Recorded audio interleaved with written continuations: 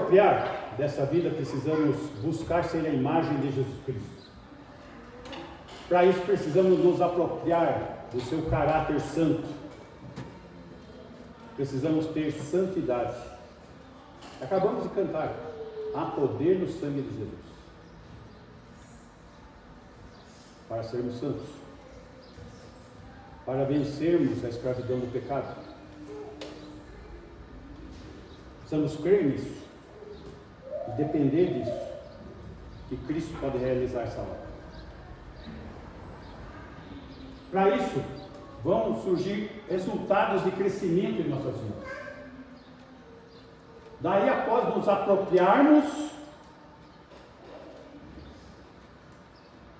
da nova vida, precisamos nos apegar a essa nova vida.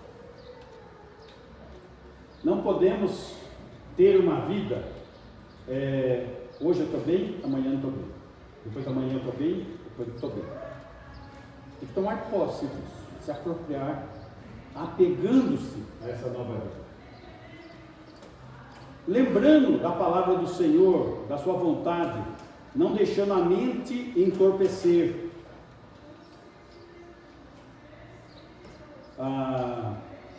Entorpecente é droga. Uma pessoa com efeito de entorpecente, ela fica tipo assim no mundo da lua e tal. E crente fica assim também, em relação à palavra de Deus, à vontade de Deus, aquilo que Deus quer da vida, a pessoa fica assim, desligada. Então tem que evitar esse entorpecimento. E esse viver, essa vida, passa pela palavra de Deus, que é eterna. Temos alguns pastores falando que precisa reescrever a Bíblia, atualizar ela. A palavra de Deus é eterna. Ela está fora do tempo. É a vontade de Deus expressa para qualquer época. E nós precisamos ser luz na escuridão. E nós, como igreja, precisamos rejeitar os falsos profetas à luz da Escritura. Como que nós vamos identificar falso profeta? Pela palavra. E rejeitar significa não acomodar, não dar espaço, não aceitar, não apoiar, não ficar neutro. Não tem neutralidade com o falso mestre.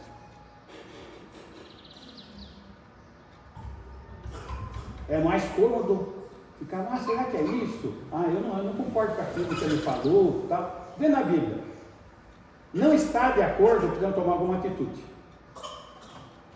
E a primeira atitude é afastar do púlpito. É isso que o Senhor deseja de nós como igreja. Um púlpito santo, separado para Ele. E seu corpo não pode estar recebendo alimentos para, em vez de fortalecer, adoecer. E diante disso, nós estamos no seguinte ponto: o Senhor tem juízo para falsos mestres e seus seguidores. O juízo de Deus para os ímpios e falsos mestres. É nesse ponto que nós estamos. E o Senhor traz 3 ilustrações a respeito do seu juízo, para que fique bem claro que o juízo de Deus é certo. Nós vimos, capítulo 2, versículo 4, do juízo dirigido aos anjos. Olha, se Deus não poupou anjos quando pecaram, antes precipitando-os no Tártaro, essa palavra inferno, Tártaro, os entregou a abismos de trevas, reservando-os para juízo. Se o Senhor não poupou a anjos, não vai poupar falsos mestres. Não vai poupar os seguidores dos falsos mestres. Segunda ilustração, demonstrando que o Senhor não perdoa, que o Senhor põe juízo sobre falsos mestres e seus seguidores, são os antediluvianos. Muito bem, versículo 5. E não poupou o mundo antigo, mas preservou a Noé, pregador da justiça, e mais 7 pessoas, quando fez vir o dilúvio sobre o mundo de ímpios. Muito bem. Esse é o nosso texto de hoje. Anjos rebeldes foram confinados ao Tártaro, aguardando o juízo. Vimos e estamos vendo agora a ímpia humanidade pré-diluviana. Antes do dilúvio, eles foram eliminados pelo dilúvio, enquanto o justo Noé foi poupado. E não poupou o mundo antigo. Diante dessas duas ilustrações, nós vemos que o Senhor fez uma intervenção direta no mundo para castigar o pecado. Gênesis capítulo 6, versículo 5. Viu o Senhor que a maldade do homem se havia multiplicado na terra, e que era continuamente mal todo o desígnio do seu coração.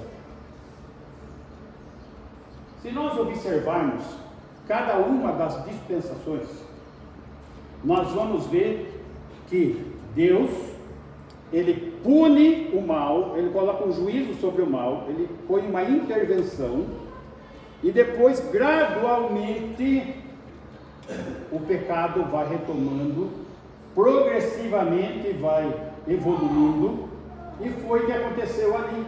A maldade do homem se havia multiplicado na terra. E eu diria que nós estamos num tempo onde essa multiplicação já é notória.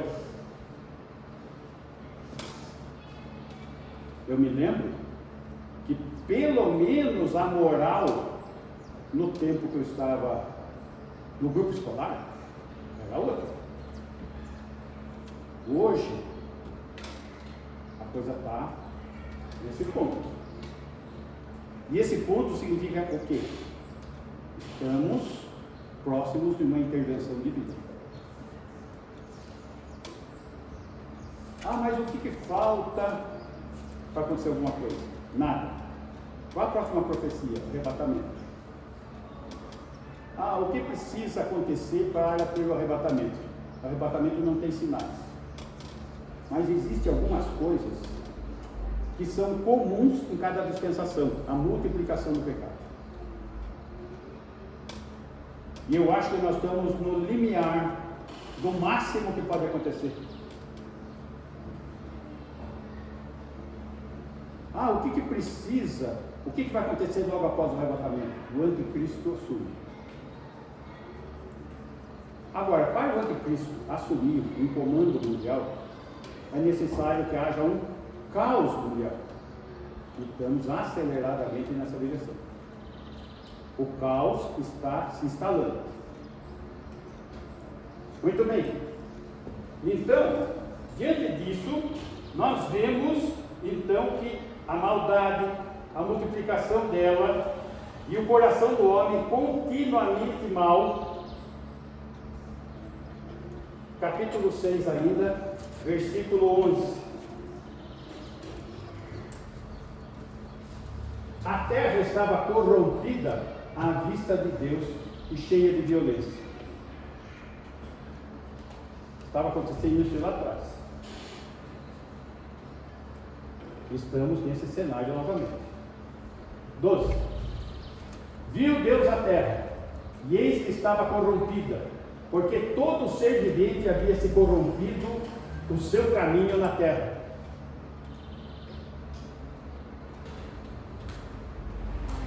Vocês que têm celular, provavelmente tem lá ligado à internet, e que agora virou humorismo, as cenas que estão acontecendo nos cultos. Está virando chacota. Estão colocando o nome de Deus em vão, não estão andando de modo digno do Senhor Jesus, estão brincando com Deus. 13. Então disse Deus a Noé: resolvi dar cabo de toda a carne, porque a terra está cheia da violência dos homens. Eis que os farei perecer juntamente com a terra. Dilúvio.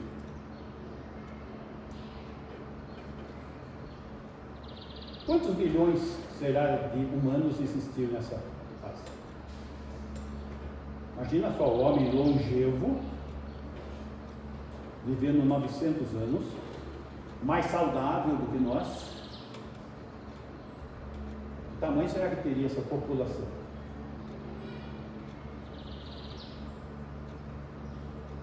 Que foi condenada a todos morrer afogados.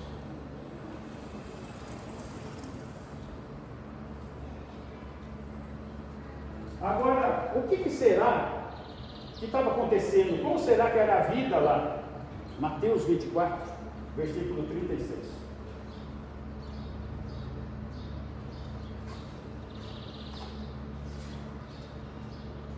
Mas a respeito daquele dia e hora, ninguém sabe, nem os anjos dos céus, nem o Filho, senão o Pai.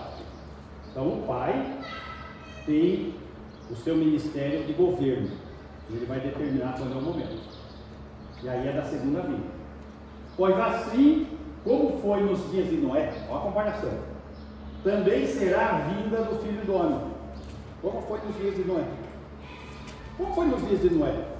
Se corrompeu, o coração continuamente mal. 38.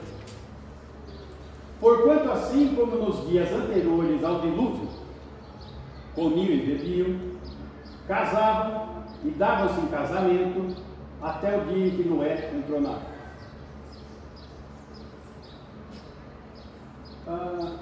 Que tipo de vida é essa? Que está sendo apresentada aqui de maneira condenatória. É uma vida sem Deus. É uma vida como se a eternidade fosse aqui. Casava-se, dava em casamento. Então, é o cenário que nós estamos hoje. E um cenário péssimo. Hoje nós temos 50% da liderança evangélica divorciada e casada de novo. Então aí, dirigindo igreja.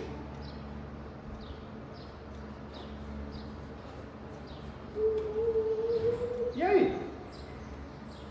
Se os líderes estão dessa maneira, como será que vai estar o povo? Casados, casamento, comiam, bebiam. Festinha hoje, a festinha amanhã, enquanto disso, enquanto aquilo.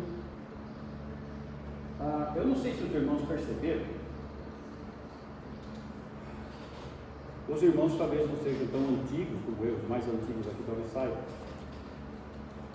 A igreja antigamente tinha os encontros de culto, formais, com muito respeito, com muito silêncio, com muita atenção. Agora o povo está disperso, então eles precisam ser cativados. Então é evento disso, é evento daquilo, é evento do mais daquele outro, mais aquele. Movimentação. Mas eu quero saber espiritualidade, se está vendo. Não podemos viver de eventos e eventos. Mas evento é pecado, não é isso que eu estou falando. Mas ele pode ser pecado. Se o alvo da igreja, se o alvo do crente for eventos, e não adoração, não culto, não se alimentar da palavra.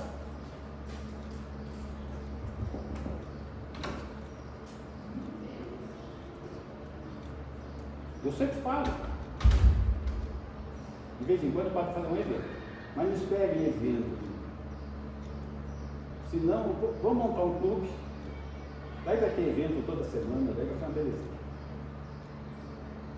Mas não pode ir comigo, de clube não.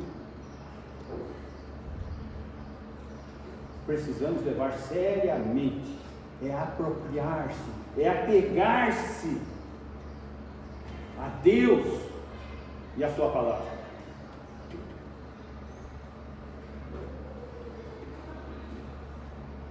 A maioria deles estava indiferente, perversos. Capítulo 6, verso 6 do Gênesis. Gênesis 6, 6. Então se arrependeu o Senhor de ter feito o homem na terra, e isso lhe pesou no coração. Lembrando que a palavra arrependimento não tem no hebraico. Talvez a melhor maneira de ver isso, que ele entristeceu-se profundamente, a ponto de, olha, essa humanidade não tem esperança, e afogou todo mundo, todos.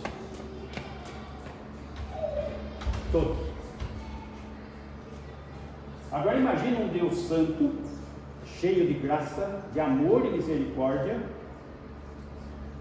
Qual é o nível dessa humanidade, que o único mérito que tinha era se afogar, morrer sufocado. Não estamos longe disso. A humanidade não está longe disso. O juízo de Deus está próximo. 3 ilustrações de juízo: o juízo a anjos, o juízo a antediluvianos, e nós vamos ver o juízo a Sodoma e Gomorra. São as 3 ilustrações de juízo que Deus está avisando aos ímpios e os falsos profetas: eu vou derramar juízo, não vai ficar de vão.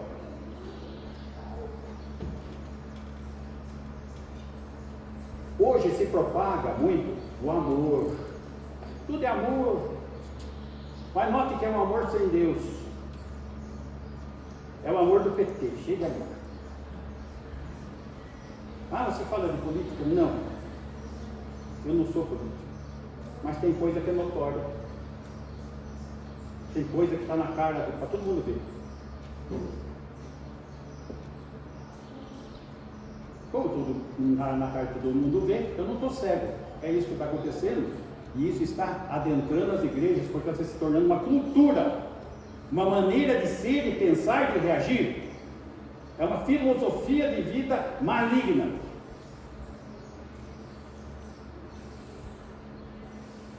Versículo 7. Disse o Senhor: farei desaparecer da face da terra o homem que criei, o homem e o animal, os répteis e as aves dos céus, porque me arrependo de os haver feito.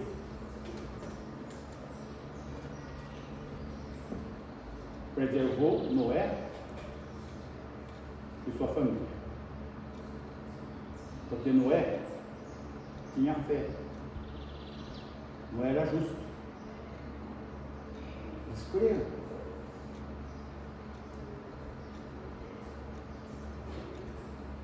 Milhões de pessoas, e só 8 deles criam. O mundo já havia se corrompido totalmente.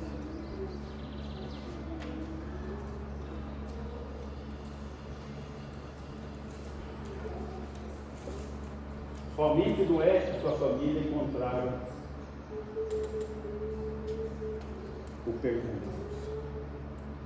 Agora, e esses milhões de pessoas? Será que eles tiveram chance? Deus foi longânimo. 120 anos de pregação e advertência. 120 anos e eles negando, fazendo chacota, não crendo, ímpios.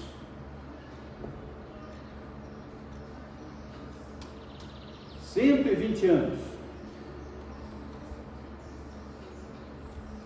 Nós já caminhamos um bom tempo aqui, hein?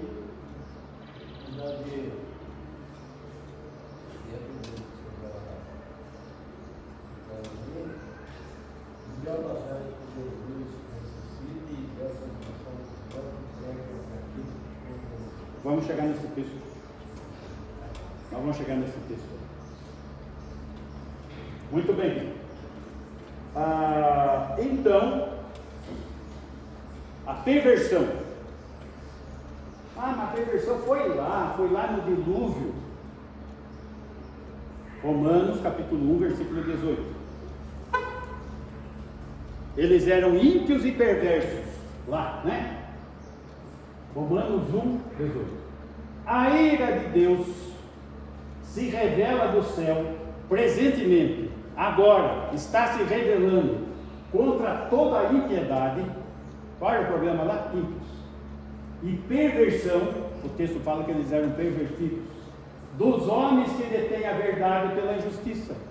Eles não querem a verdade, eles detêm a verdade pela injustiça. São ímpios, destituídos de fé. Pio quer dizer fé, ímpio sem fé. Homens sem fé, pervertidos, o coração continuamente mau, se pervertendo cada vez mais. 19. Porquanto o que de Deus se pode conhecer é manifesto entre eles, porque Deus lhes manifestou. Seguindo. Porque os atributos invisíveis de Deus, assim o seu eterno poder, como também a sua própria divindade, claramente se reconhecem desde o princípio do mundo, sendo percebidos por meio das coisas que foram criadas. Tais homens são por isso indesculpáveis. Não tem desculpa. 21. Porquanto, tendo conhecimento de Deus, sabe que Deus existe, não o glorificaram como Deus, nem lhe deram graças, antes se tornaram nulos em seus próprios raciocínios. Vocês já perceberam que todo ateu é metido a sabido? É todo intelectual, tá? Obscurecendo-se-lhes o coração insensato. Essa é a situação. 22. Inculcando-se por sábios, tudo filósofo, tornaram-se loucos. 23. E mudaram a glória de Deus incorruptível em semelhança da imagem de homem corruptível. Notem que eles não deixam de ser religiosos. Eles são religiosos, mas a religião deles, idolatria, imagem de homem. E o homem é pecador, corruptível, bem como aves, quadrúpedes e répteis, né? Tem as religiões também que adoram animais. 24. Por isso, Deus entregou tais homens à imundícia, pelas concupiscências de seu próprio coração, para desonrarem o seu corpo entre si. Essa imoralidade que está acontecendo aí a todos os olhos, Deus entregou. Vocês querem viver assim? Vocês querem ser assim? Então já começou um certo juízo, está percebendo? Ele entregou. 25. Pois eles mudaram a verdade de Deus em mentira, adorando e servindo a criatura, idolatria, em lugar do Criador, o qual é bendito eternamente. Amém. 26. Por causa disso, os entregou a paixões infames, de má fama, porque até as mulheres mudaram o modo natural de suas relações íntimas por outro contrário à natureza. Lesbianismo, que já se tornou normal e natural na sociedade. Como que é o nome mesmo daquela... Você mostrou para mim ontem, filho? Aquela mulher lá que é a melhor jogadora do mundo? A Marta. ela se casou com uma outra mulher, né? Teve um casamento cheio de pompas, né? Esses dias. Saiu a foto.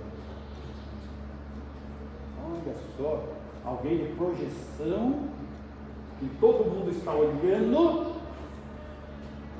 casando com outra mulher. Deus entregou.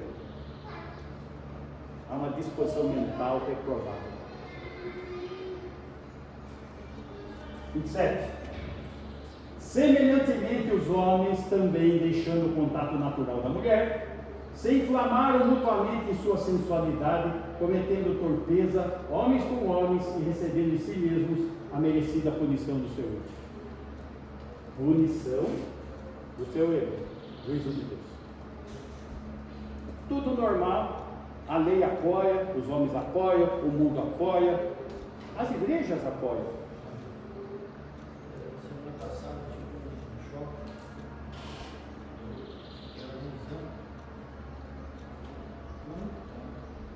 quanta aberração. É homem com homem, mulher com mulher, velho com velho, velho com velho, homossexual. Isso. Está Criança, normal. Isso. pequena, Ah, não é que está normal para eles, para nós nunca pode ser normal. Eu falava, Jesus, no shopping, aquelas pessoas. Eu falei, a distância que está. Mas por que ir no shopping? Vai aqui nas escolas, aqui, ver as crianças. É a mesma coisa. Mas muito bem, essa é a situação. Esse é o cenário que está se desenrolando. Porém, 120 anos vai pregando, ninguém creu na sua mensagem. Lucas 17, versículo 25.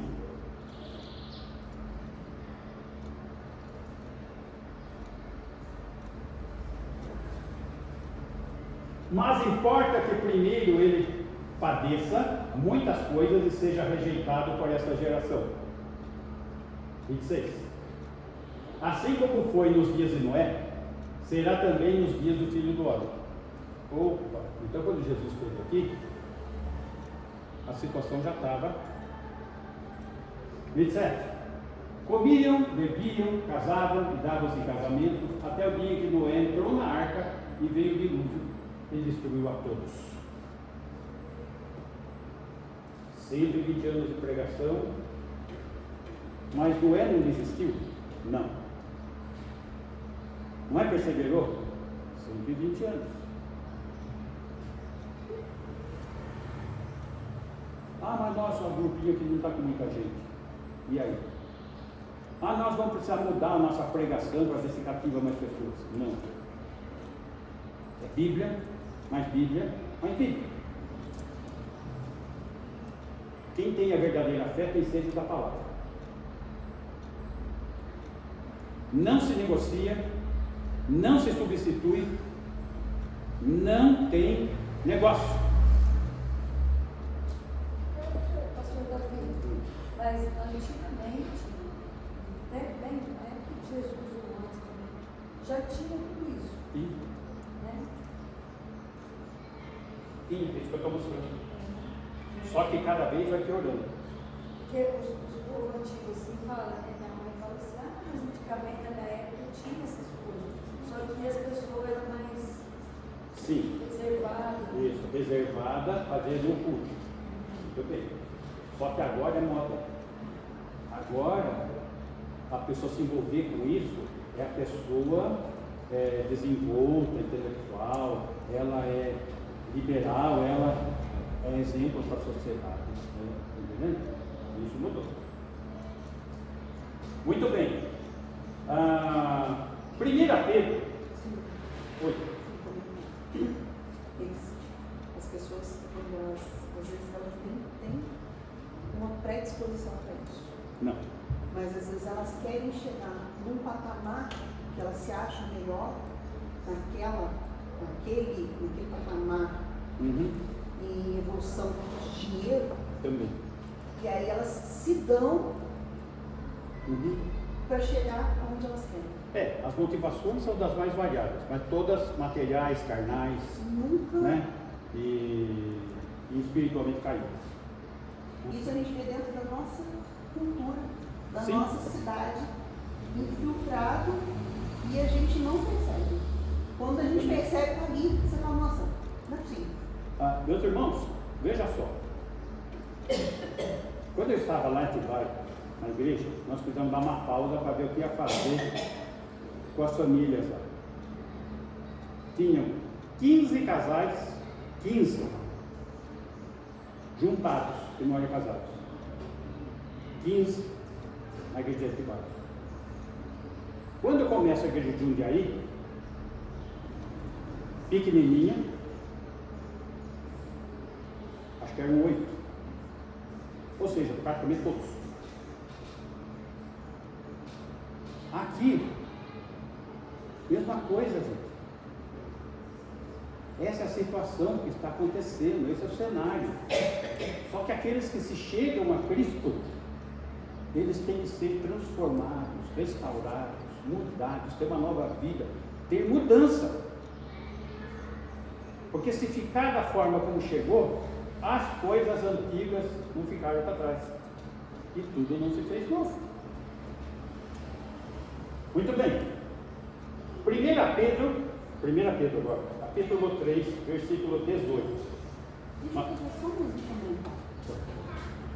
Quando o senhor fala deixar as coisas para trás, é tudo muito bonito, mas é muito doloroso.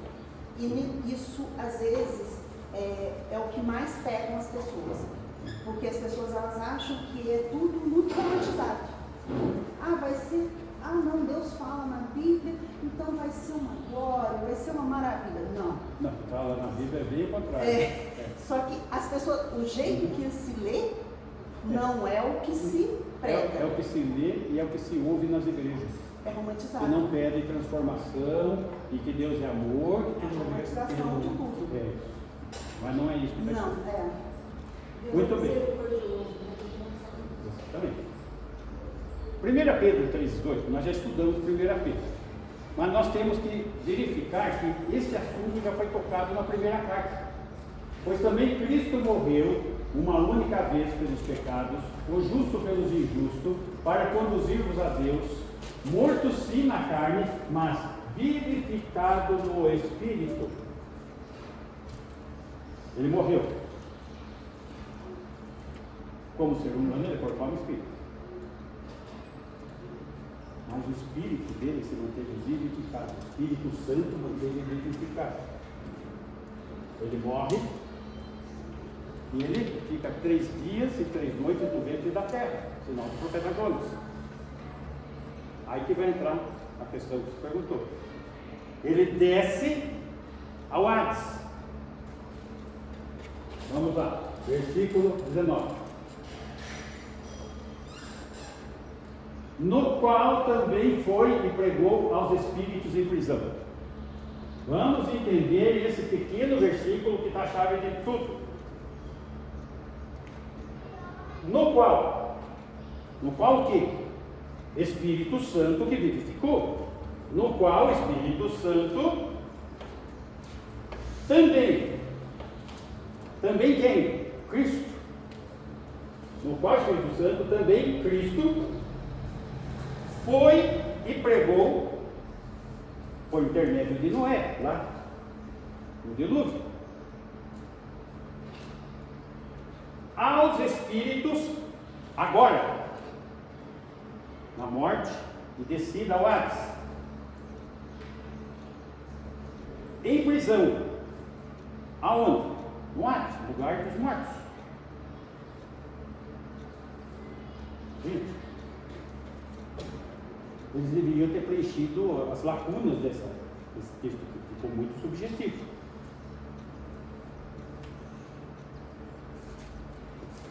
Então esse versículo, ele acaba tendo um duplo sentido. Qual? Cristo, pré-encarnado, lá antes do dilúvio, pregou por intermédio de Noé. E após sua morte, que desceu ao Sheol, pregou. E essa palavra pregar é proclamar. Não é evangelho. Ele não foi lá evangelizar.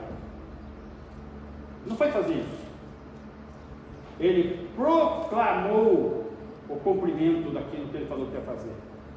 Que ia resgatar os que haviam crido e os que estavam no lugar de tormento iriam testemunhar a sua vitória.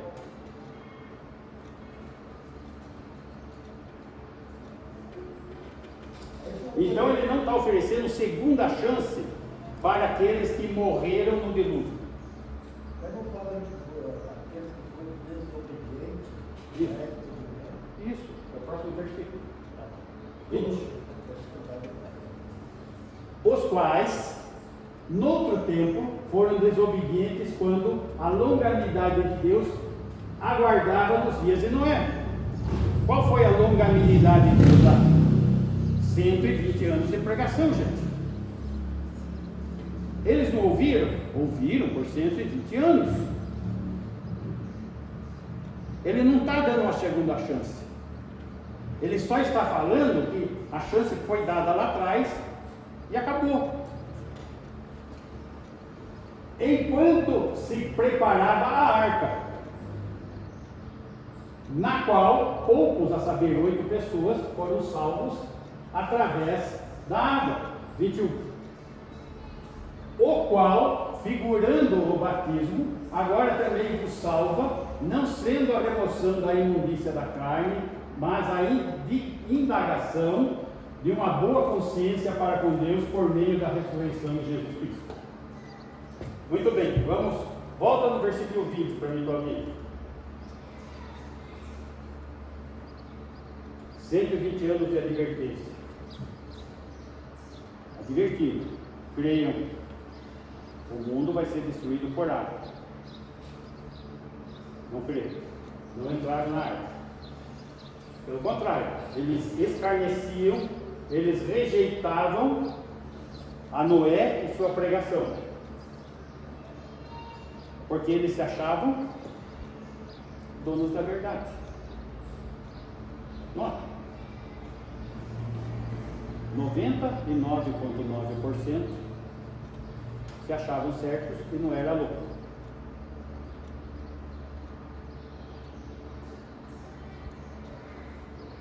Creia e viva o cristianismo 100% bíblico e você vai ser taxado de radical e louco. Você... Não, isso é exagero demais, não é assim que se diz, não é dessa maneira. E assim estão os movimentos cristãos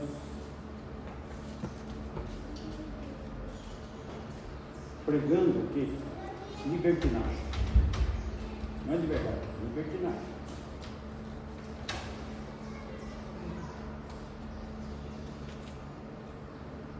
Versículo 21. A qual, figurando o batismo, meus irmãos, a água não foi o instrumento da salvação. O instrumento da salvação foi a arca. A água foi instrumento de juízo. Matou aqueles milhares e milhões de pessoas. A água foi juízo. Interessante que as pessoas que têm má intenção e pregam uma heresia tremenda, dizendo que o batismo salva. Vocês já imaginaram quantos milhões foram molhados pelo inferno ali? E quantos batizados hoje estão indo para o inferno achando que o batismo salvou? Batismo não salva. Quem salva é Jesus. E aqui está tendo uma tipologia. A arca é uma tipologia de Cristo. Quem estava na arca estava salvo. Quem está em Cristo está salvo.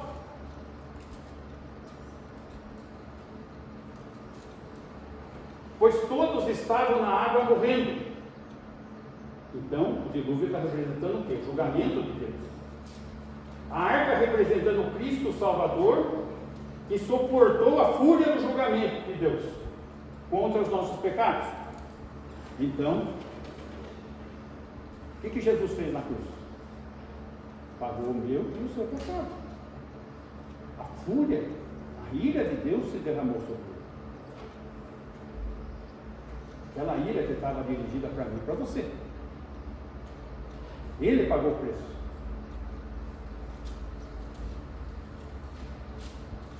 Interessante como as pessoas gostam de mudar as coisas. Eles sempre querem dar um jeitinho, né? Jesus desceu quando morreu para pregar aqueles que morreram no dilúvio, para eles ainda ter uma segunda chance para crer. Está cheio de teólogos pensando nisso. Heresia, falsos mestres. Está cheio de teólogos falando, não, você vai ser batizado e vai receber uma nova vida. Eu já cansei de ir em velório, aonde a direção do velório católico, essa pessoa foi salva pela pia batismal. Que salva pela pia batismal? Ninguém salva por pia batismal. Heresia. Logo, o batismo simboliza a nova vida em Cristo, o verdadeiro batismo. Em sua segurança, se apropriando da nova vida com Ele, que é o que nós estamos estudando, que é o propósito da carta.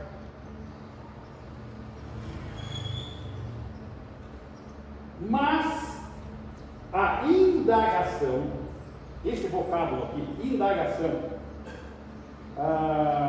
é um termo legal. É um termo legal que quer dizer promessa, que quer dizer garantia. É como se estivesse sendo feito um contrato de boa consciência, sem intenção de negar. Faça um contrato. O que é o batismo? Uma declaração de fé. É um contrato de boa consciência. Eu sou de Jesus. O Senhor Jesus me transformou. Eu estou fazendo esse contrato de boa consciência. Eu sou lavado pelo sangue de Jesus. Eu sou perdoado. Eu tenho essa nova vida.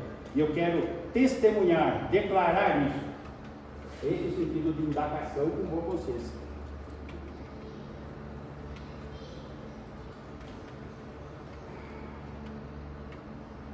Ou seja, eu estou assinando um contrato,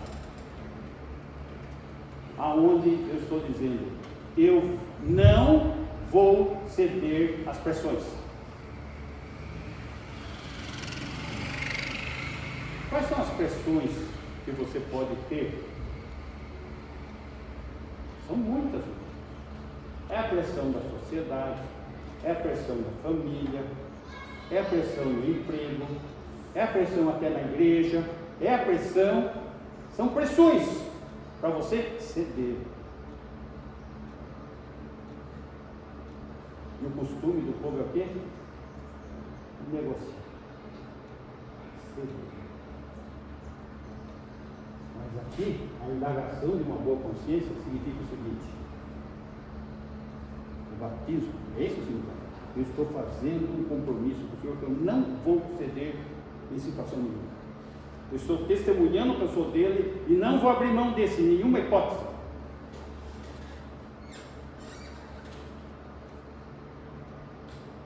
Agora precisamos refletir um pouquinho.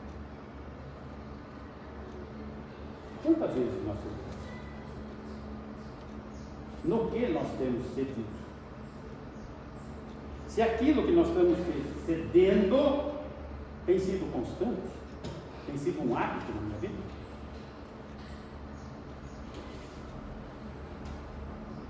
Essa é a questão, porque aqui ele está falando de 3 ilustrações de juízo para ímpios e falsos mestres. Agora, como que eu estou vivendo o meu cristianismo? Ele é verdadeiro? Ele é convicto? É uma certeza?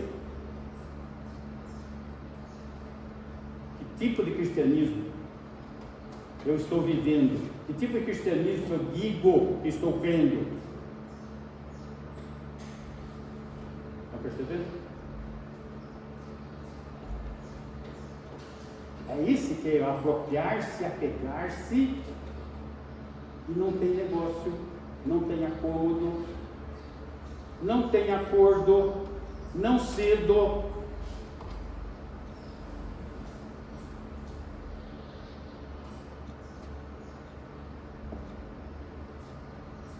E essa é a mensagem que fica para nós.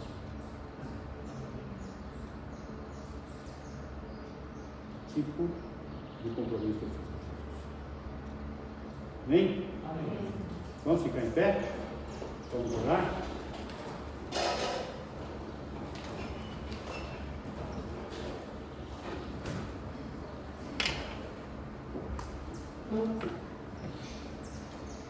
Senhor, queremos agradecer porque a Tua palavra nos orienta, nos sustenta, nos dirige, nos desafia a termos santidade, sermos separados para Ti, nos conduzirmos, Senhor, em fé, numa fé dependente, numa fé, Senhor, que dependemos do poder do alto, numa fé confiante, que confia, Senhor, que essa é a melhor coisa para as nossas vidas, a Tua vontade, com uma fé que não negocia, que não cede, mas tem firmeza, tem um andar digno do Senhor, porque temos a presença do Senhor em nós, na pessoa do Espírito Santo, temos a palavra do Senhor, que estamos a cada dia lendo, ouvindo, estudando e discernindo em cada culto. Que o Senhor nos ajude e que o amor de Deus o Pai, amor manifesto na pessoa de Jesus Cristo, seu Filho, que tem derramado superabundante graça sobre as nossas vidas a cada dia, apesar de não termos mérito, e tem se feito presente em nós na pessoa de Deus e Espírito Santo, nos consolando, nos ensinando e nos guardando até o dia de nos encontrarmos. Que assim seja com a Tua igreja hoje e sempre. Amém. Ok, irmãos?